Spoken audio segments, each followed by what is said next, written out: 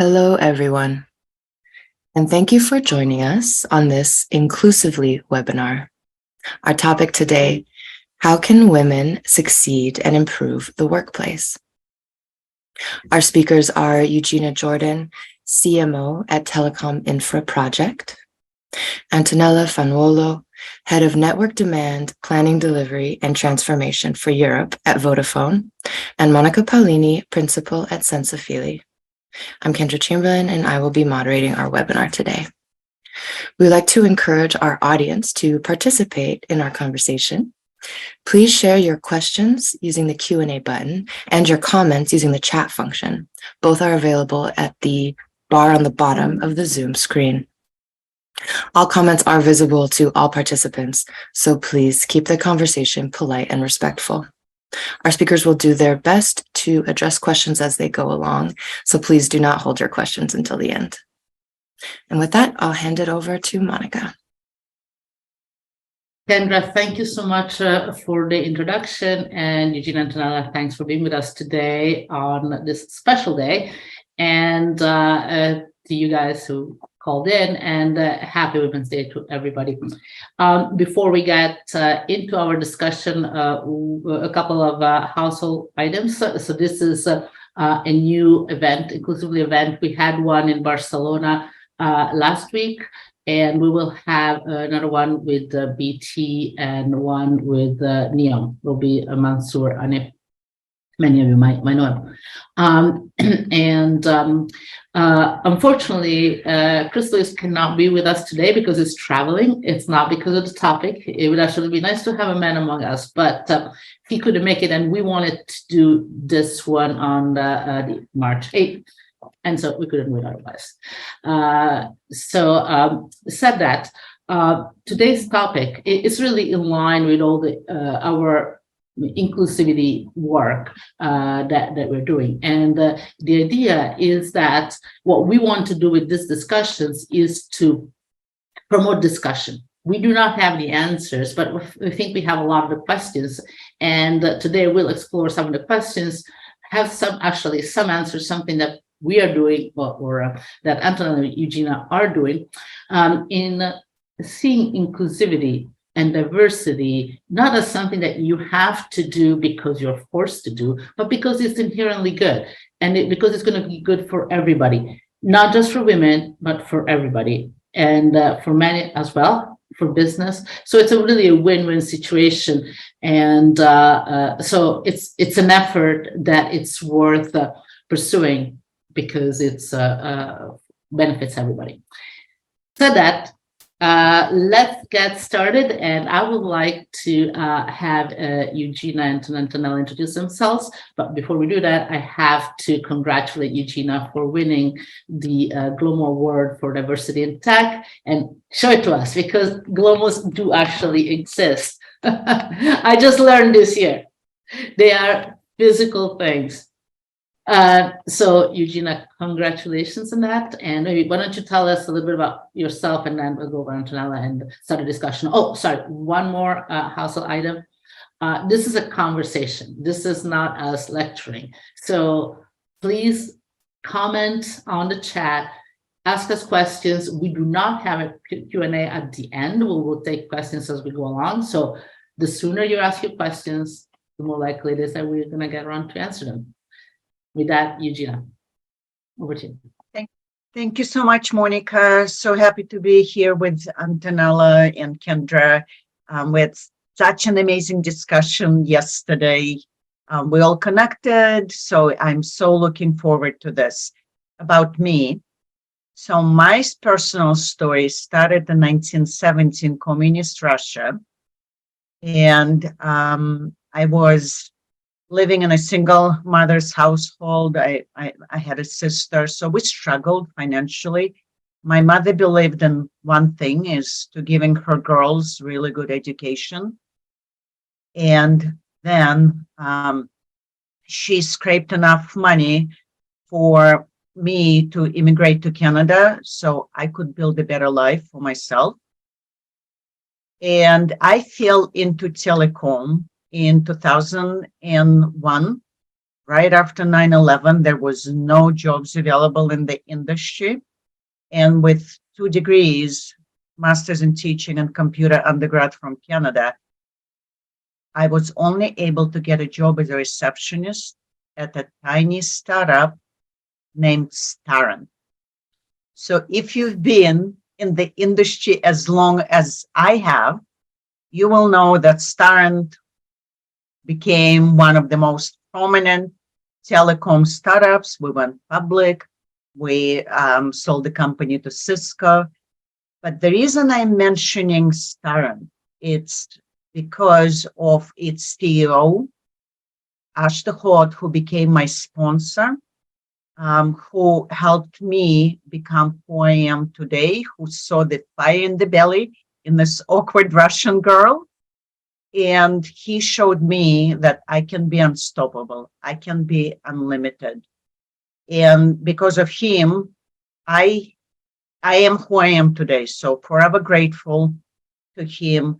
And as I moved in my career throughout the industry, I realized that once I had a platform, it was my responsibility to extend the table and bring more people, women, immigrants like me, because someone helped me to get to where I am today. Now I am helping other women to be more visible, LinkedIn, stages, my passion. I'm leading diversity committee at Telecom Infra Project because I believe, just like Monica said, inclusivity is good for companies, diversity is good for companies. It helps everyone realize their full potential. Happy to be here. Thank you, Monica, for having me. Eugina, I didn't know the Stern story.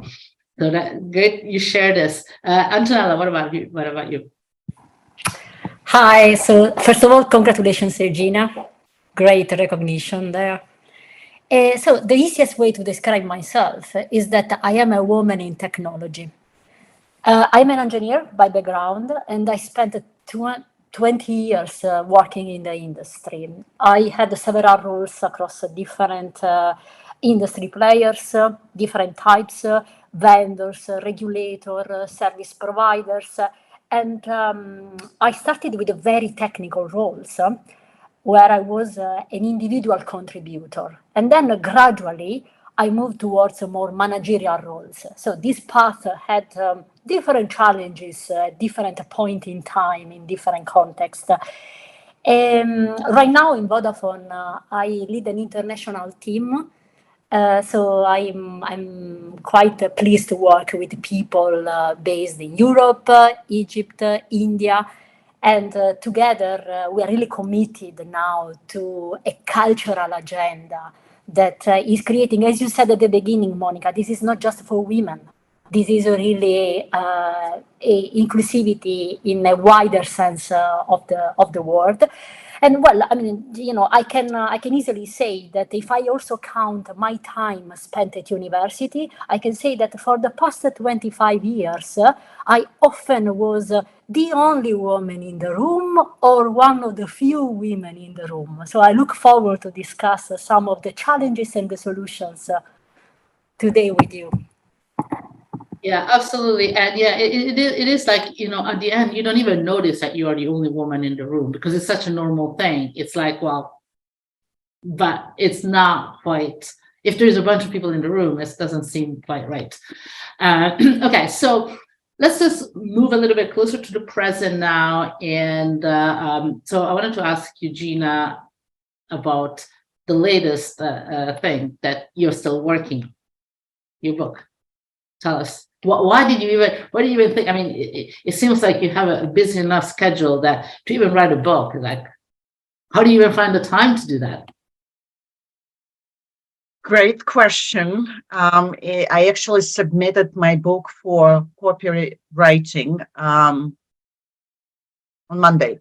So I was working final touches at MWC, making sure it's ready. So it's going to be published in May. I'm super excited because there were 2 pivotal moments that helped me realize that I needed to write this book.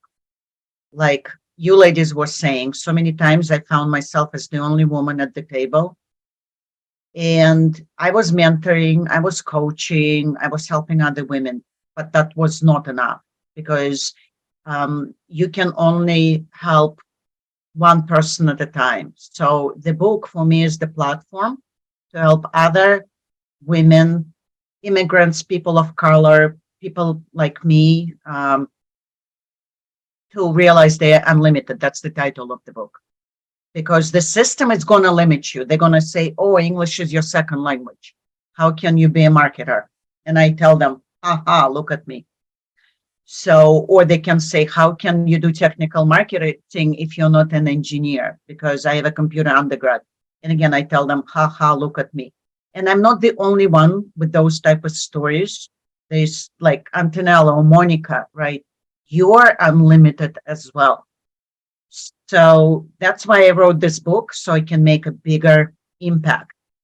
And the second one is during COVID, I was looking to improve myself because we were all stuck at home. I was reading a lot of leadership books.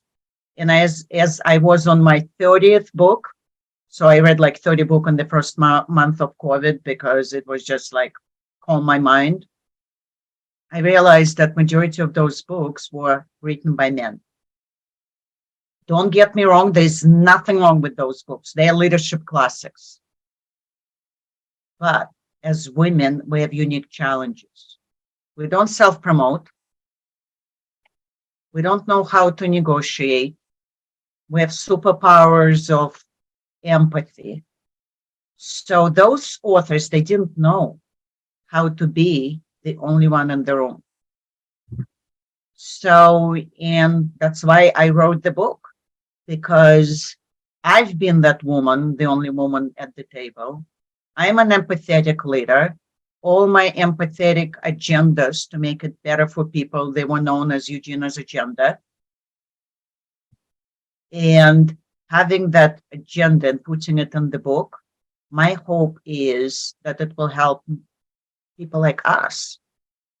So that's why the book. That's why you find the time when you feel passion, Monica. If you feel passionate about something, you find the time. And I'm just hoping that many people, when they read the book, they say, oh yeah, I can be unlimited. This girl from Russia did it. There's so many stories from different individuals in that book. They can say, yeah, they can did it. Why not me? That's the only question I want my readers to ask themselves. Why not me? Why not me? Absolutely, and it's full of real, things that people can do. It's not like theory or aspirations, which is perfectly fine. It's good to have aspirations, but in real life, in a daily life, we don't want to spend too much time on aspirations. We just want to get where we want to go. And Antonella, you did end up where you wanted to go. And tell us, I mean, what is that? How do you see that working out at Vodafone? Yes, so yeah, more than happy to share my experience. So I mean, my path, of course, has been different than anyone else, but I guess that there are anyway commonalities. And what I remember about my path very clearly is how I changed perspective along the way. So at the beginning of my career, I was really interested, in understanding the system because I wanted to fit in. And I thought that was really the path to succeed. Then I actually realized that I had to understand the system, yes, but there was also some potential to change the system. Because in the end, the system is made by individuals. And I developed quite soon a desire to own the space. So to have my values, my principles, my leadership style, and try not to compromise too much while I was trying to find opportunities for advancement. And then what I'm also trying to do now in Vodafone is to make sure that we create that environment. for others to have fair access to opportunities. I mean, for myself, clearly, I still keep doing it. Training is essential. Like I train myself and I make sure that also as a team we go through trainings. Recently, for example, I redid unconscious bias, neurodiversity training, how to increase psychological safety in the team. And all this is just very, very important for me, not just because it creates an inclusive environment and then people start behaving in a more inclusive way, but also because it gives minorities also the tools to understand, to spot wrong behaviors and then to be able to call them out. Because, I mean, the reality is that still there are microaggressions at work, outside work. As women, we experience that. And, they may be small things, relatively small things that actually may have a big impact. Example, being called feisty. I'm pretty sure that this happened to quite a few women. There is it helps reflecting on these things so that we also build resilience as women. And when that happens, we may or may not be able to react in the moment, but anyway, then we understand that it's just about the perception of women that we need to change, because there are expectations about the role of women in society or in organizations that anyway we can work on and we can change. And at the same time, we can preserve ourselves and we can keep going and growing. So that is definitely an element that I'm very, very interested in. And when we are in a context like an organization like Vodafone, for me, it is extremely important to work with others on taking the bias out of processes. So we work on individuals, we work on women and whoever can benefit from not behaving as the dominant culture in the industry, but at the same time also I think there is a great opportunity to look at all processes that we have, from recruitment, retention, reward, assigning tasks to people, and then challenge ourselves on how we do that, introducing small mechanisms that then can really increase the level of inclusion and create a positive force. Yeah, and I think you touch on many important topics. And so clearly there is what is it a company can do at a company level, but it all basically starts with what we do individually as women, but also men are supposed to do their part as well. Because as you say, we need to learn to understand what is like a microaggression, what is acceptable, what is not acceptable, because we shouldn't take any criticism to be a gender related thing or whatever the source is. It might be a fair criticism. So we need to, and it's often very hard, especially if you're not too confident or you're not sure. Isn't somebody saying this because they don't like me, or because I'm doing something wrong? So it's really important for us to really understand it, so that then we can sort of start developing ways to cope with it or change it. Because the other thing is that you can only change from the inside, so to say. It's very hard to change somebody else's organization, but you can change your organization as long as you really understand the dynamics of it.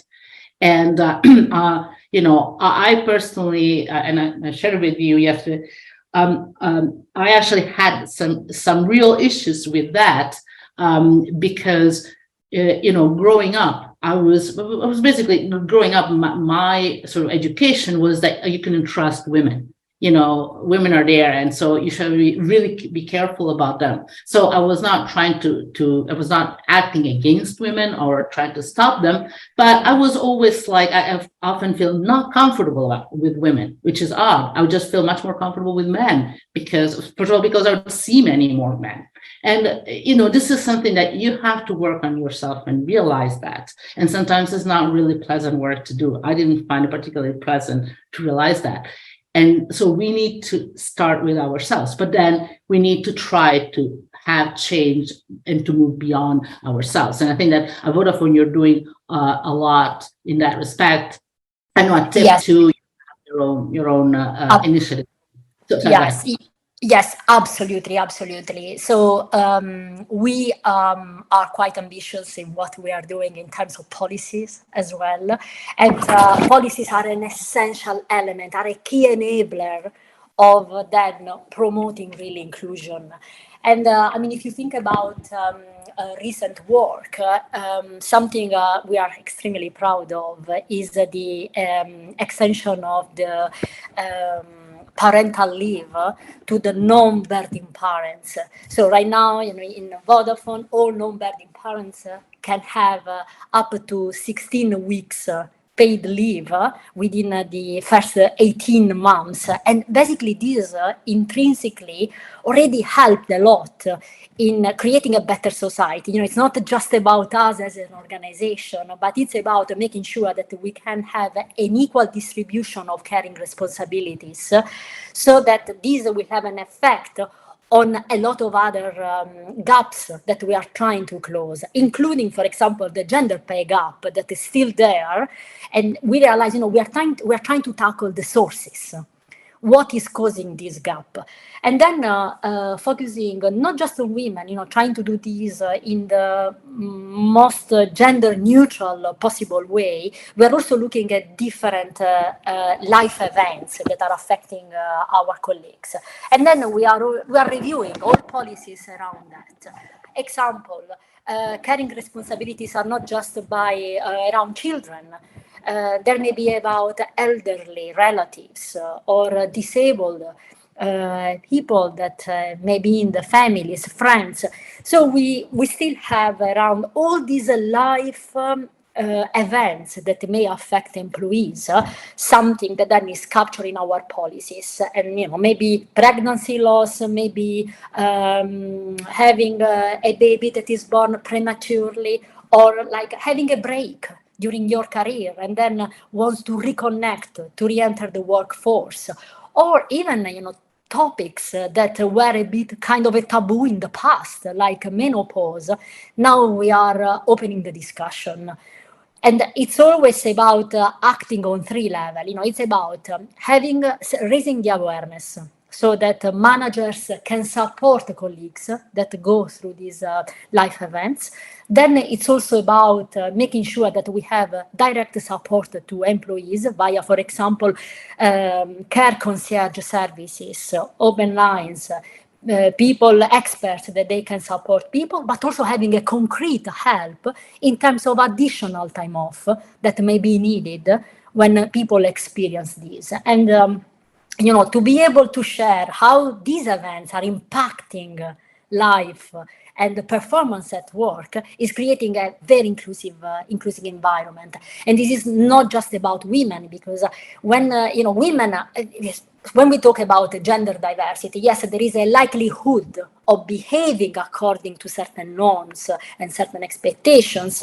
Example, women may not put themselves forward for projects.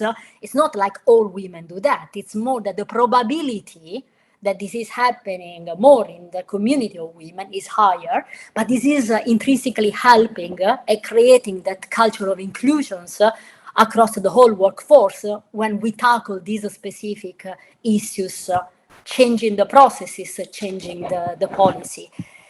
And I mean, of course, this is extremely important for us, not just because we know that we need to retain talents, but this has a massive effect on our profitability, on the ability to compete in an effective way than in the market. Also, we support directly consumer and businesses, so it's quite important that we have that diversity in the decision making internally to make sure that we represent our customer base in every stage of our product and platform development. And this is something that basically, we are benefiting and by dedicating attention and time to these things, automatically we not only retain talents, but also we attract new talents. like, I mentioned the menopause. This is not just useful for people who are experiencing that, but it's also, it really develops a sense of engagement at all levels, because then women know that when they will be at that stage, there will be support. And probably, my first advice to anybody would be really choose well the environment, also based on the policy that your organization has. Yeah, and I think it's important that to think about diversity and flexibility as something that it's really valuable to you as a company as well. And again, as you pointed out, it's not just for women, because there are stereotypes for women, but there are stereotypes for men as well. And they often have to, or they feel like they have to comply in the same way that we do. And, during COVID, I heard a lot of fathers that said that they were happy to be working from home because this way they had more time to spend with their children, which is something that otherwise they could not have done. So it's really the flexibility works for everybody, and especially for retaining talent with the new generation. So Eugina, and I know that you started, you joined TIP recently, and you got started some initiatives in terms of having a more diverse workforce. How is that going, and how does that work? So that is a great question, and I also want to comment on what Antonella was saying about bias, because there's a question in the chat room in Q&A about bias. So I think there are different levels of bias, which just not knowing. And asking the question, like, for example, if someone makes a comment about, my cultural background, which is, Russian, or Antonella's Italian, and they make a silly joke, to them, they might not be aware. So just asking, did you mean to say that? So, because sometimes people are not aware. No one gets up in the morning and say, oh, you know what, I'm going to go out there and make Russian jokes and upset Eugina. So they don't know. So just asking that question. And most of the times people will say, oh, I'm so sorry, I didn't mean to, I didn't know how it's going to affect you. And then if people are not receptive, then there are, like Antonella was saying, there are policies in place, because everyone deserves a workplace where they can thrive. Everyone deserves a workplace where they're not make fun of because of how they dress, how they speak, what they look like. And we all can take part of it. And it all comes down, Monica, like you said, it's from inside out.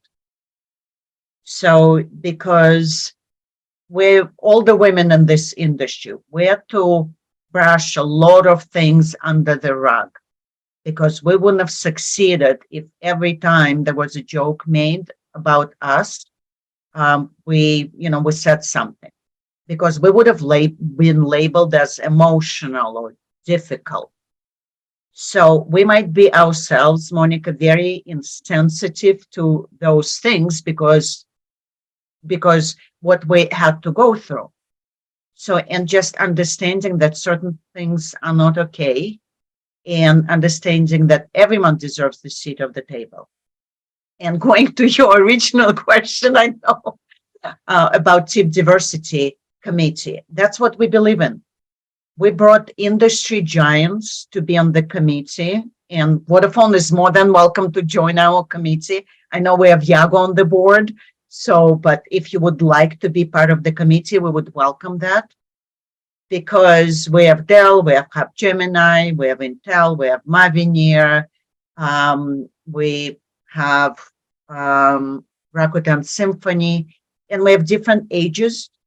We have a lady from Rakuten that wants to bring, it's her passion, it's her first job out of college, and she wants to bring more young women in telecom. So she's going to go to colleges and talk to them about telecom. She's building a community. Dell is very passionate about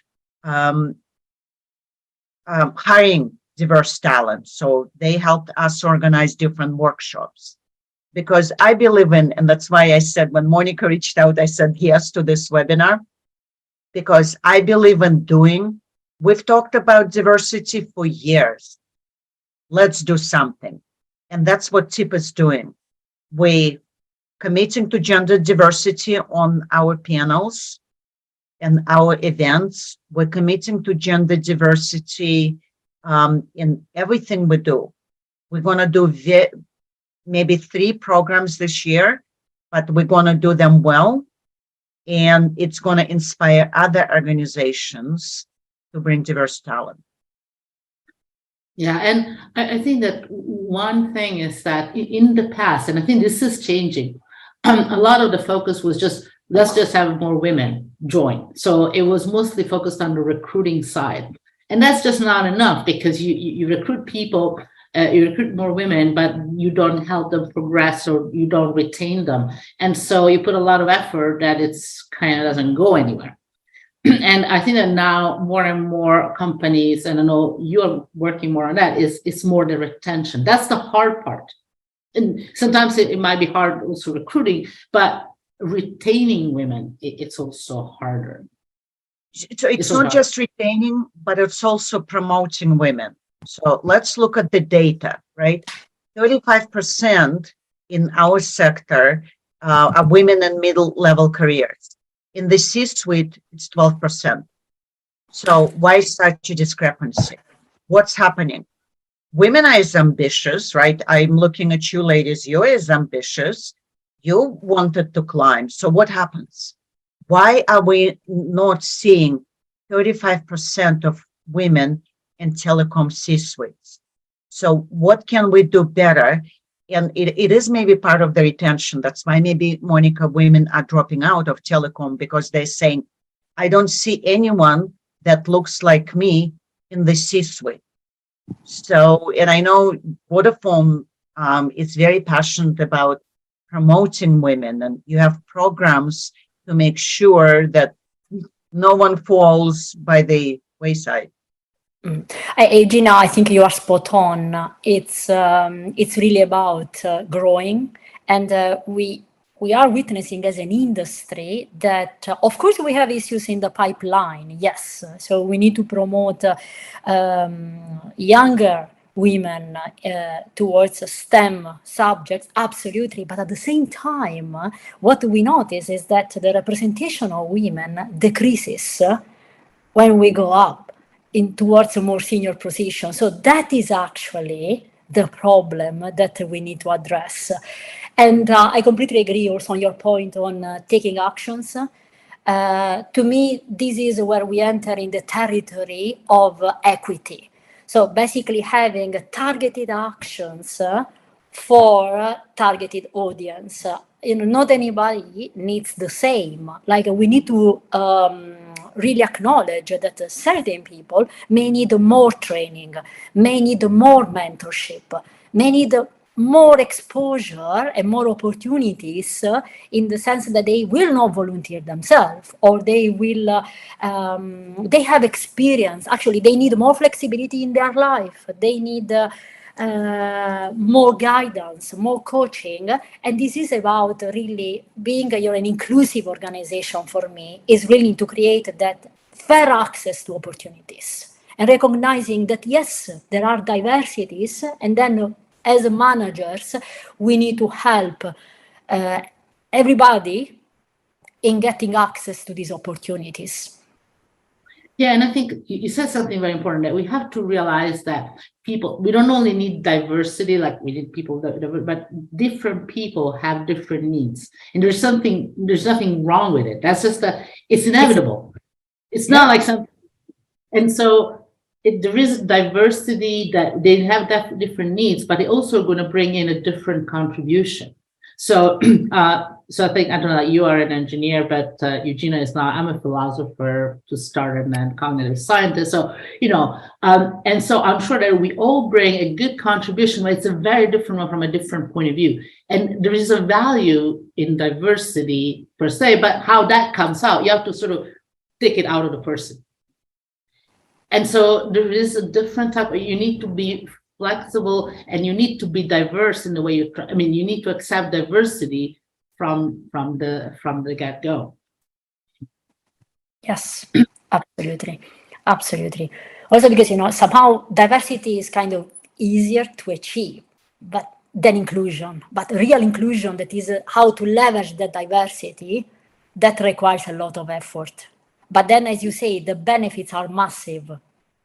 Yeah, And yeah. it's about bringing not just the different contributions, but also different skills that the people may even develop in their personal life. And then when you leverage that at work, is fantastic. No, absolutely, absolutely. And sometimes it might be hard because if you're dealing with people that are diverse, and that issue came up at the panel we had at Mobile Congress, when you work with somebody that is different from you, it's actually hard on a personal basis because you much rather work with somebody like you. So you can see why for, the sort of traditional stereotype of the white man, like, they might find it easier to work with another man that has the same kind of, mindset. So it requires an effort from everybody to work with somebody who is different from you, but then it's rewarding. And and I think that there was a question of like, sometimes it's equity and equality, and I think that we want to make sure everybody has the same opportunity rather than having 50-50 representation, which would be nice to have, but it's hard to enforce, especially because sometimes maybe women have a different. I'd imagine mostly for cultural reasons, but they tend to prefer non-technical type of paths. So I don't think that the goal is to have 50-50. We'd certainly want to have more than 20%. That seems just not. So yeah, I think the goal is not to force it, right? I mean, the goal is not to enforce that 50-50. But be aware of it, right, Antonella? Sorry? Yeah. Not force it, but we be aware and do it intentionally. Correct. So basically, getting, I don't think it's about enforcing the outcome, but changing the way we reach that outcome so that the outcome comes out naturally, which is a higher representation of women in senior positions. In the end, this is the objective, but then we do it, not compromising on quality. That's not what we are going to do, but it's about allowing everybody access to opportunities. And this is the key. And also recognizing that that access to opportunities may require some actions from managers. When you are in a meeting, and this is not just for women, not everybody is speaking up, asking for opinion. And as Monica said, it's extremely challenging also as a manager because by nature, we may not be inclined to do that. So it's really about, when I said, I invest a lot of time on training myself, I know that it is necessary to then getting the results that I want. Yeah, and I guess it's a lot of work that we have to do ourselves first, regardless of whether we are men or women. We have to understand that to get to diversity and inclusivity, there is work that everybody has to do. Absolutely. To create the right culture and the right policies and so on and so forth. Yeah, and also ask for feedback. Ask people in your team for feedback. Ask others about feedback on yourself. Sometimes you don't have to take everything into account.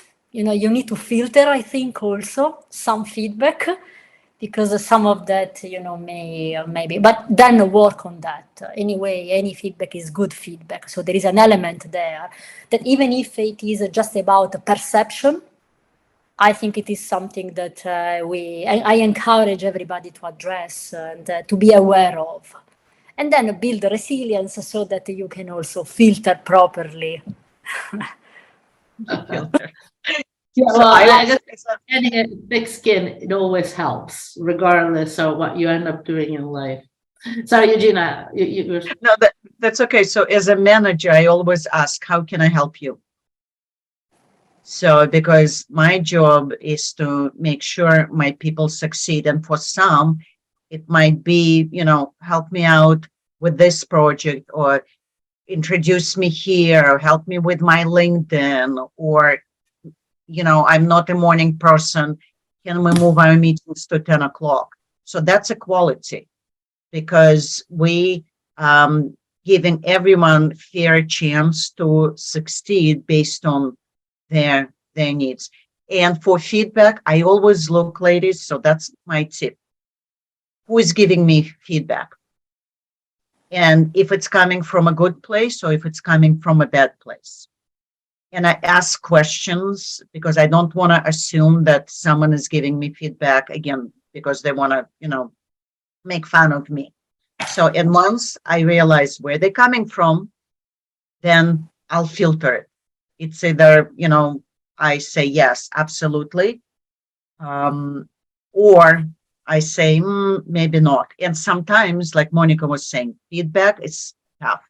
I remember years ago, someone gave me feedback saying, don't act like a victim. Don't blame people. It's hard to take that type of feedback, especially when you're a rising star in the organization. But then I realized that, yeah, the feedback was correct, because I was saying, oh, this one person didn't reply to me, or this person talked over me in the meeting. So I was acting as a victim. So I said, I'm going to take that feedback and work on me. Yeah, and this is actually, it's very good that, sometimes the feedback might be negative and it's the hard one to get, but it's also the hard one to give. So you really should be the most appreciative if somebody says something sort of negative to you, because they really put an effort, and if it comes from a good place, obviously. So, it's really important to be able to take it and, move on. Now, one more thing that I think that is sort of like I've been thinking a lot is, how do you see the sort of things changing? There was, I think it's The Economist that publishes the various data on the glass ceiling, and so apparently, like the wage discrepancy between men and women, it seems like actually getting worse rather than better. So there is progress, but it's not going as quickly as possible. And that's sort of the quantitative stuff. But in terms of the qualitative stuff, how do you see changing with the new generations coming in? How are they? How do they see diversity? Because for us, it's a new thing in a way, because we're not used to it. But for them, there is much more going on, I think, as we progress. So my view is that I think the new generations will, rightly so, compromise less than we did growing up. And that will generate a positive force. So they are much more used to diversity growing up than we were. And I think that will be extremely beneficial. So they will be also very selective, I think, in approaching the place where they are going to work. And that's where I see that as a strong responsibility as an organization for us to create an environment and attract talents, making sure that we are the right place for them to work. I think it will generate a very positive force. Overall, if you think about the society in general, we know already that men are 21% more likely to have access to internet than women. And that percentage, of course, goes up in developing countries to, I think, 52. And so already, I think as a society, we, by, for example, closing the digital divide and so on, we automatically create more opportunities for young generations and people who are a bit more marginalized right now. Sometimes, again, it's always about equity. You need to target your actions. Sometimes it's a matter of, we provided 1 million SIM, free connectivities. But sometimes you also need to provide the device, the handset. We do that. Sometimes it's about educating people to digital skills. So I see that as soon as you give that to the new generations will use it in an extremely inclusive way. So I think I have great hope for new generations, and they will compromise less than we did growing up. So hopefully they will suffer less. And I guess that will put a lot of pressure on companies to do it, not just because it looks good, but because they need to do it, they have to do it. There is a pressure to do it to stay competitive in the talent space. So, going back to Amy's comment on, how do you make sure that, you go work for a company that does it? Well, companies, might not have a choice, so to say, and that will force them to deal with things that, maybe in the past they could just sort of put under the carpet because it was easier. And now they cannot, they have to address the issue if they want to hire new people. And I guess, Eugina, you do a lot of the digital divide work as well, which I think it's really, we're really lucky to be in an industry where we can actually have change things within, but also outside with our technology. That's not something that everybody could, if you work in other sectors, maybe you cannot be as effective. Yeah. Yes. Yep, absolutely. But so TIP is obviously building technologies to bridge the digital divide. We work with our members to develop those technologies. I want to build on what Antonella said about hope.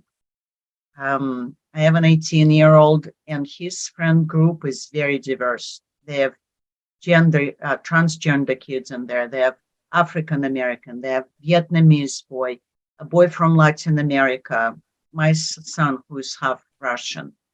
And the younger generation, they don't see all that. They don't see color. They don't see gender. They only see human, and they only see if it's a bad or a good human. And that's why seeing young individuals like my son and his friend group, it gives me hope for the next generation. So watch out for Gen Z. They're gonna change this workplace. So it's going to be more inclusive, and they're going to make all of us proud. Yeah. And of course, there is a duty on us as a society. I was reading the chat now, like Lorraine highlighted, it starts at school. Absolutely. I mean, the education system, we cannot, perpetrate some stereotypes of girls doing certain things, boys interested in others. Of course, there is a responsibility that we need to fulfill, and then we need to make sure that we are not causing some of that.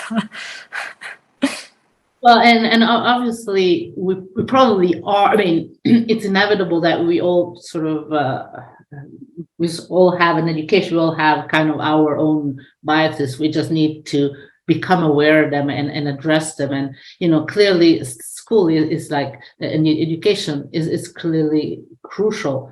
And but sometimes I feel like.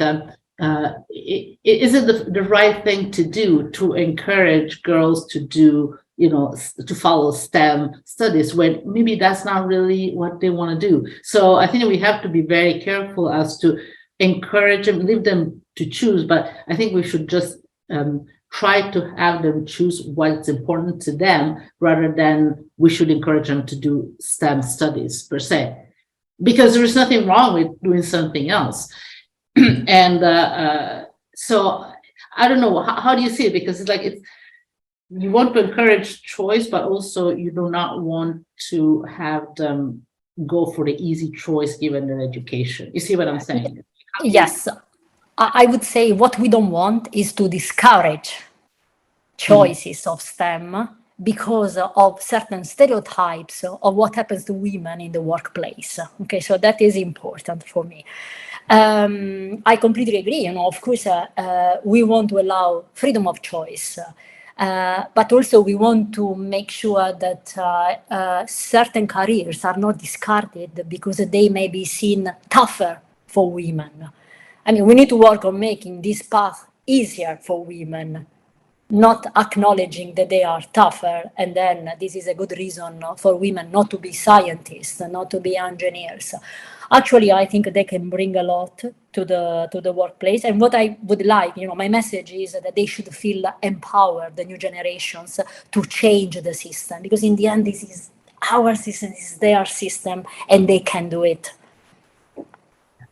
Yeah. Now, there was another thing that sometimes you hear now is which you mentioned that some men might feel like they do no longer have opportunities, white men especially, because now all the effort is to hire women. How do we address that issue about men feeling somehow excluded? You see what I don't think that that's the case, but no, I don't think it is the case. I think that we also need to address that somehow. Absolutely, absolutely. And yes, it is a concern that I've heard a few times.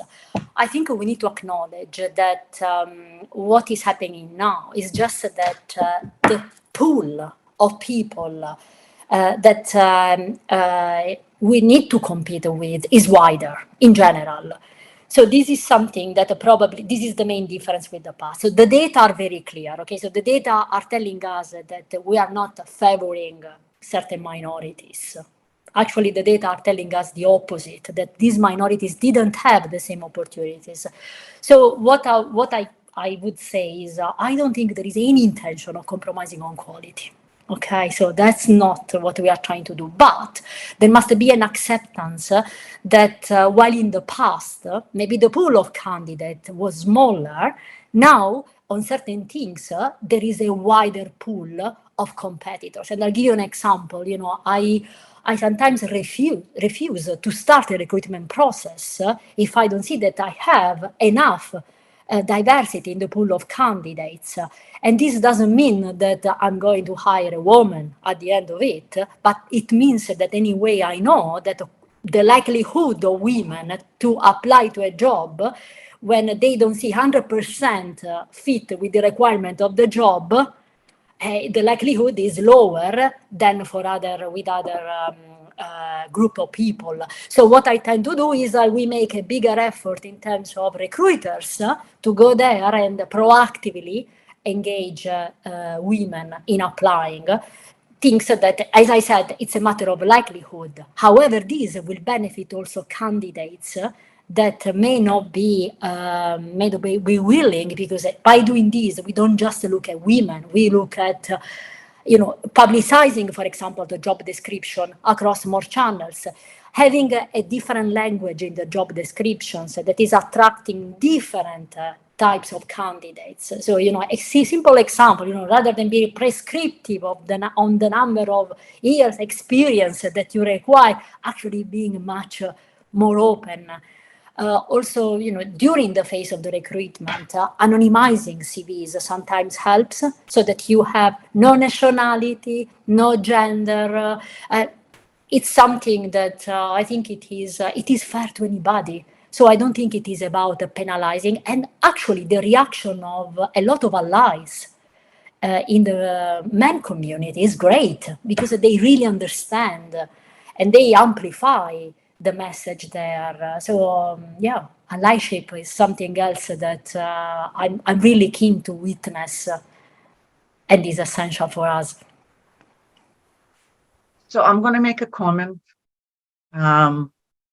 Success is not a pie, so it's endless.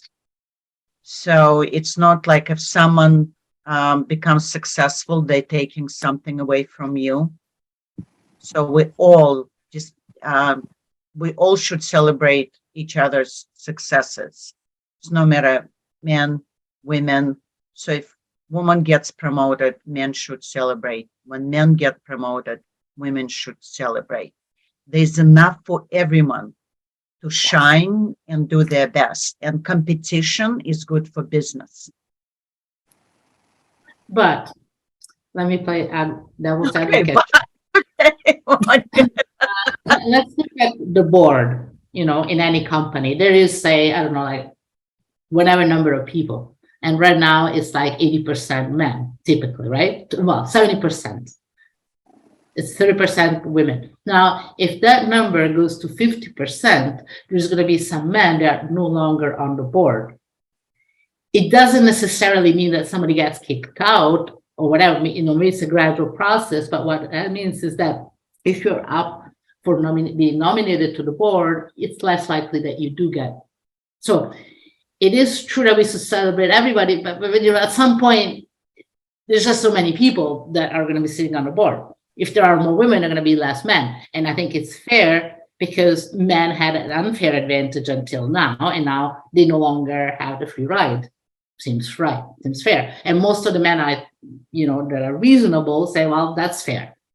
But it's also true that it's not like there are going to be less board positions for men. So I'm with Antonella because the talent pool is much bigger. So the best of the best will make the board.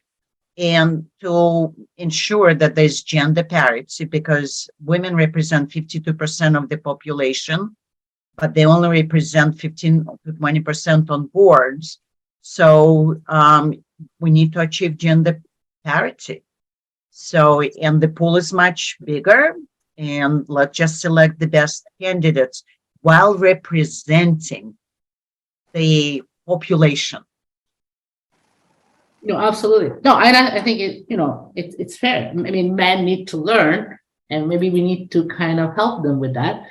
Understand that there is more competition, and that's fine. They have to work harder in the same way that we used to have to work harder. So there is one thing, Eugina. So I had a sneak preview of the book, which I highly recommend. It's really great. And as I was reading, like, yeah, that sort of makes sense.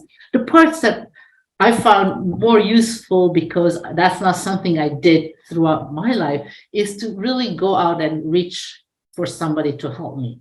Because I felt like if I don't do it on my own, if I cannot do it, there's something wrong with me. I should just be, but clearly there is so much to learn from others. Is that something that you see, and how, do you think it's just like women are more like that? Or, I always had trouble asking for help. I think as women, we're afraid of a no, because to know, when we get no, it's a rejection for us. So, and not asking for help, it's not getting that no, because we're so used to hearing no from everyone. And I would just encourage you taking no as an opportunity to get to that yes. Majority of my mentees, they found me on LinkedIn. They put a LinkedIn message and they said, can you be our mentor? We get on a call, and if there's a match, I mentor them. And some of them said, I'm so glad I got that courage to send that message. There's nothing wrong with asking for help. I ask for help all the time. I'm not a superwoman. So I'm just realizing that communities, helpers, allies will help us to get to where we want to be. And the other thing is, people like helping. The example is when my previous company had a mass layoff, and when I posted on LinkedIn, and Ericsson and Nokia and everyone else reached out, we are humans. We want Monica to succeed just as much as Monica does herself. So I would just encourage young women or underrepresented is reach out for help and keep asking until you get what you want, what you need. Absolutely. No, we only have 1 minute. So let's just go and have a quick, what is the low-hanging fruit, like something that people can do that would just help the women? And I'm going to start with one that is a little bit counter, which is learn to say no. Because as women, we always have to say yes. We always have to help everybody. And sometimes it's like, no, we shouldn't do it. That's my own, kind of. Anyway, what about you, Eugina? What's yours? So mine is when you're a woman that went through all that and you achieved career milestone. Make sure that you help to bring others and you become a sponsor and you have to extend the table.